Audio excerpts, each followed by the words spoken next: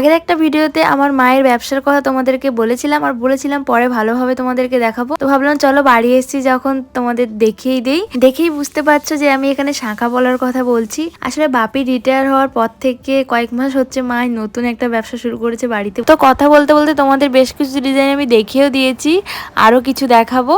আর সত্যি বলতে এই শাঁখা সম্বন্ধে আমার কোনো আইডিয়া নেই, আর কোনো আইডিয়া ছিল না, মারাই এটা ভালো জানে। কিন্তু যখন থেকে আমার মা এই ব্যবসাটা শুরু করেছে তখন থেকে আস্তে আস্তে দেখতে দেখতে শুনতে শুনতে অনেকটা জেনেছি।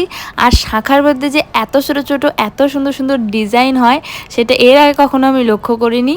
এই ব্যবসা শুরু করার পর থেকে দেখতে দেখতেই আমার চোখে পড়েছে। আর মা যখনই এগুলো নিয়ে বসে হিসাব করতে বা অন্য কোনো দরকারে, আমি যখন বাড়ি থাকি তা আমিও মায়ের সঙ্গে বসে পড়ি। দাঁড়াও তোমাদেরকে আরো একটা জিনিস দেখাচ্ছি, বুঝতেই পেরেছো সবাই, এটা হলো শাঁখ। এটা যদি কেউ অর্ডার দেয় তবেই আনা হয়, তাছাড়া এক্সট্রা করে সেভাবে আনা হয় না শাঁখটা।